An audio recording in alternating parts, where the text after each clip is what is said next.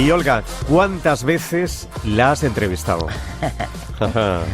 Hombre, unas pocas. Unas pocas. Tal vez no muchas, pero con ella me ocurre una cosa muy curiosa, incluso 15 años después de haberse retirado. Que ella sigue siendo, lo he dicho aquí varias veces. Se han cumplido 15 años. Sí. Yo en estos micrófonos lo he dicho varias veces, sigue siendo referente para las nuevas generaciones de gimnastas y sigue siendo un referente para mí. Pero te digo que me pasa una cosa curiosa con ella, y es que no me cansaría de hablar con Almudena Cid. Y te digo más, es una de esas entrevistadas deseadas, porque es maravillosa. Ella enriquece, engrandece cualquier entrevista porque es muy generosa. Y es verdad que lo que nunca imaginé es que algún día quedaríamos para hablar de un libro como este. Lo ha titulado Caminar sin punteras y lo presenta así. Me rompí. Un día mi mundo se vino abajo y el caos llegó de golpe, sin avisar.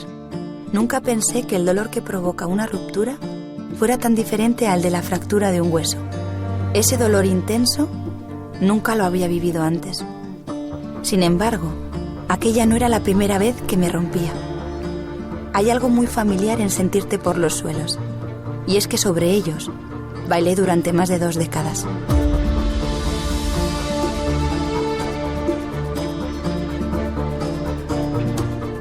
Cuando la vida no sale como esperabas, toca mirar atrás, averiguar dónde estuvo el fallo que lo desencadenó todo y trabajar con las herramientas que tienes a mano para hacer frente al caos.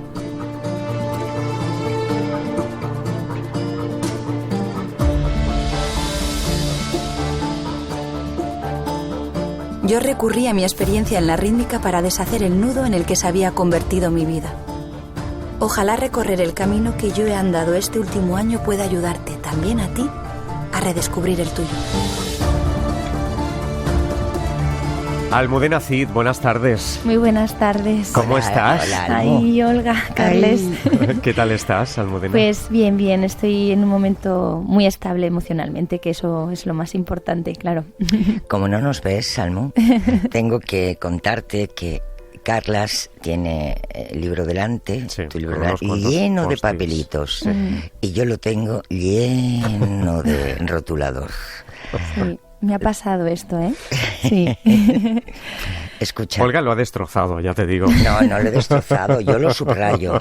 Sí. Yo lo subrayo. Y además se bebe, no se lee, se Oye, bebe. pero qué bonito lo que dice, que le ha pasado mucho. Te lo han contado mucho eso, Almudena. Sí, además, sobre todo las personas que, bueno, pues esta red social Instagram, la gente contacta contigo directamente y te hace capturas, lo comparten, te hablan de anécdotas que igual escribes como de una forma como un poco, bueno, pues por rellenar ese espacio, ¿no?, que estás intentando narrar, y resulta que es la clave para entender a esa persona lo que le ha pasado. Y entonces dices, ostras, la alfombra tiene más sentido de lo que pensaba, ¿no?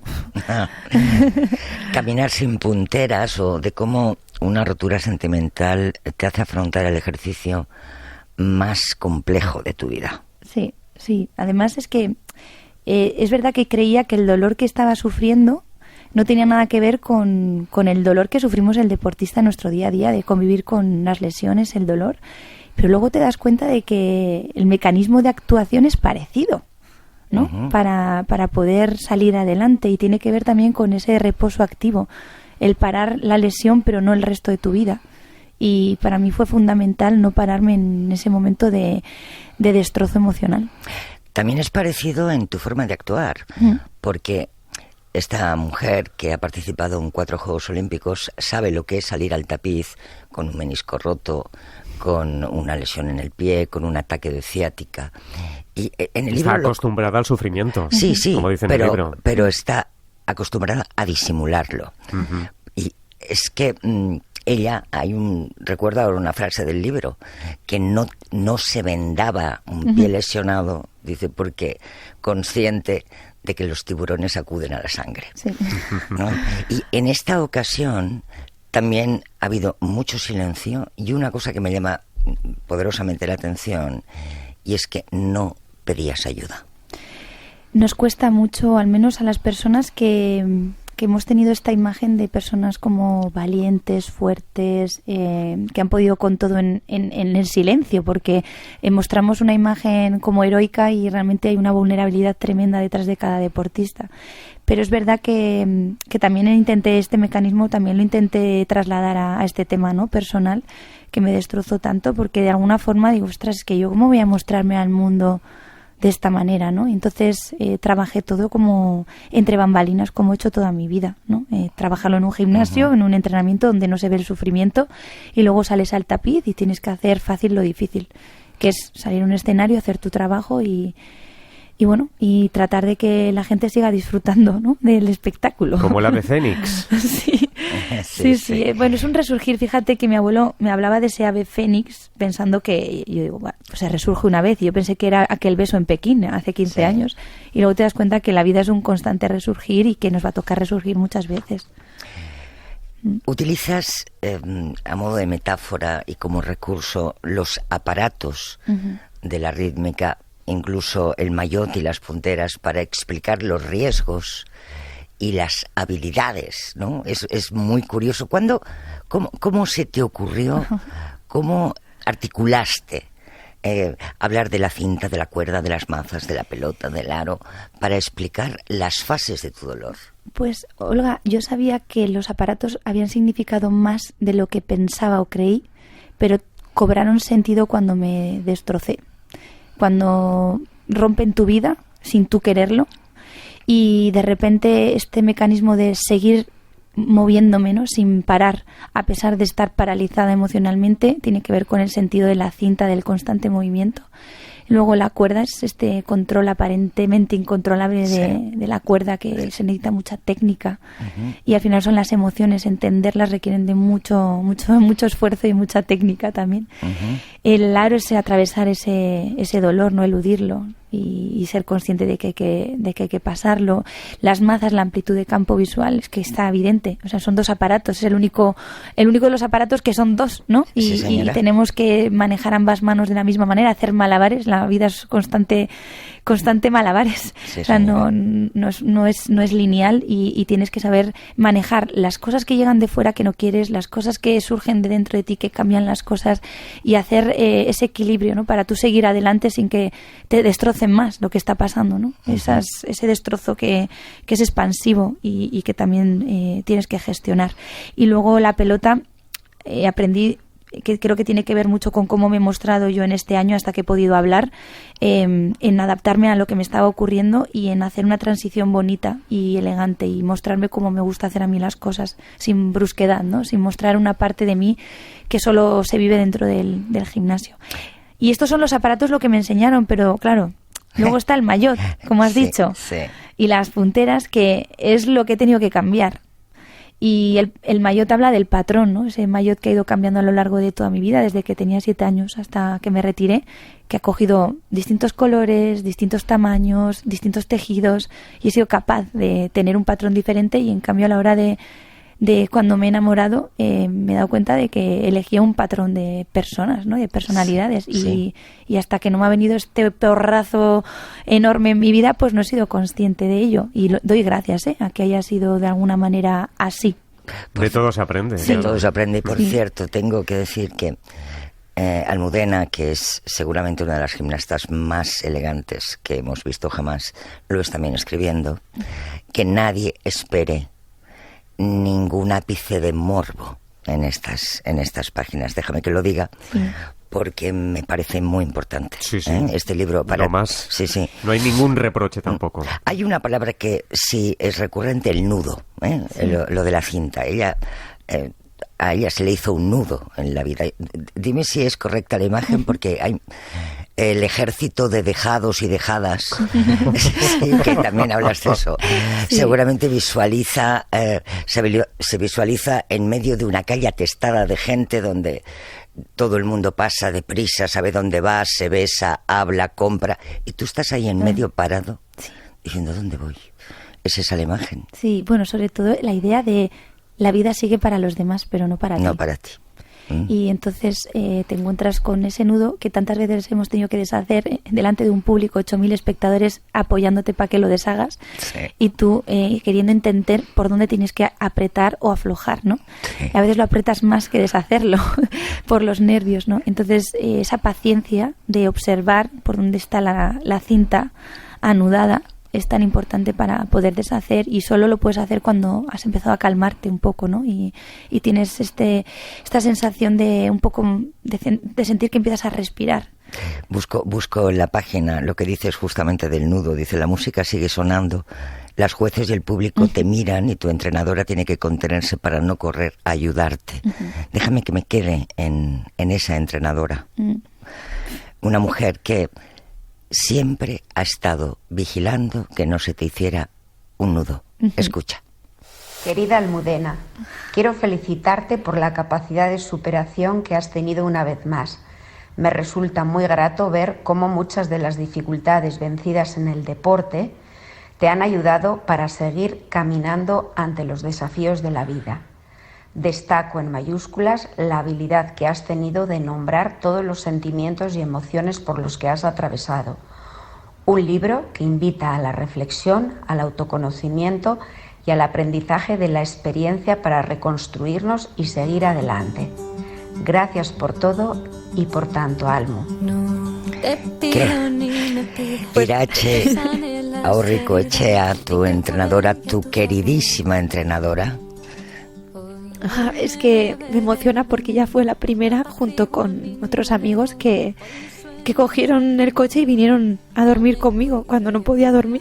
Tino y Marisa también, Nerea también desde Vitoria. Irache estaba atravesando un cáncer. Que por cierto, el domingo corriste la carrera en Vitoria por el cáncer de mama. Sí, y entonces nunca olvidaré verle a ella durmiendo junto a mí diciendo: pero si lo tuyo es más importante que lo mío, ¿no? Pero cuando tienes un dolor tan grande es como que tienes que entender que lo tuyo sufre, duele y que pesa, ¿no? Y tienes que aceptarlo y no sentirte mal porque otros te ayuden, aunque ellos estén también pasando lo suyo, ¿no? Entonces, para mí fue un acto, bueno, aparte de generosidad, de amor incondicional por encima de todo, y sobre todo porque me he dado cuenta que en toda esta travesía, estos 15 años, desde que me retiré, es como que intentaba mirar atrás y darle la espalda a la gimnasia, y qué injusta he sido con lo que me ha hecho vivir durante tantos años, que es lo que me ha sacado adelante, y entre ellas pues todas las personas que están vinculadas a la gimnasia, claro. Claro, déjame decirte que estás maravillosamente rodeada, porque con cualquier persona que hable de tu entorno, ahí está, en primera posición de saludo. Y como tu familia, a quien no le dijiste nada, ¿durante cuánto tiempo? Pues casi al mes y pico, hasta que a mi padre lo operaron de la rodilla, no fui capaz de... Tenía miedo de que le pasara algo en el quirófano por esto. Pero bueno, creo que es un comportamiento normal para no preocupar. Pero bueno, estaba acostumbrada también a tapar por teléfono en esa cabina donde metía 25 pesetas en canillejas para hablar con ellos. En el chalet, sí.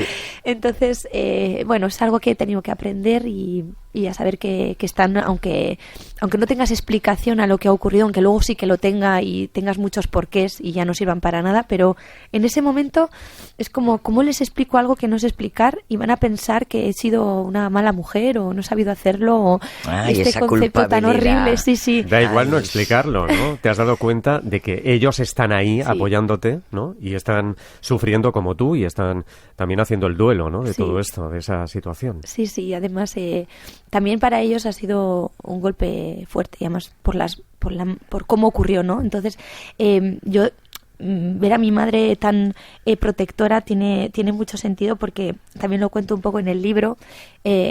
Tenemos en la familia un tío con problemas mentales. Entonces mi madre, yo creo que tenía este pánico a que algo así detonara una enfermedad dormida, ¿no? Y bueno, afortunadamente no ha sido así, pero hay mucho peligro, porque cuando ves a tu hija de una manera que en la vida le has visto, mi madre, yo creo que le entró un terror tremendo. Y le puedo entender, porque ahora me doy cuenta con perspectiva en qué situación estuve durante pues los 3-4 primeros meses y bueno, pues sí, era para preocuparse, pero después se han dado cuenta que bueno, al final tengo esos mecanismos que gracias al deporte, por eso es tan importante hacer deporte desde la base, desde bien pequeñitos, porque nos dan unos recursos que salen en la edad adulta. Y imaginaos.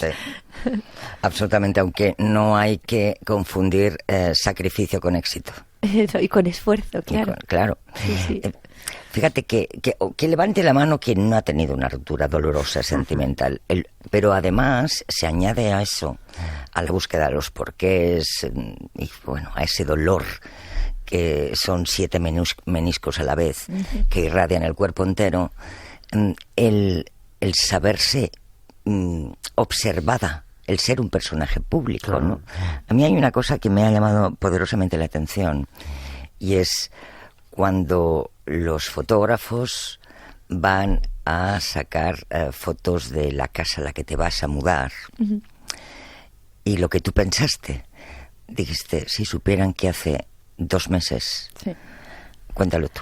Pues no hacía mucho que habíamos puesto una orden de alejamiento en la Guardia Civil bueno, habíamos ido luego a un juicio porque se hizo así rápido, porque había un hombre que vino desde Italia y bueno, estaba todos los días en la puerta de mi casa.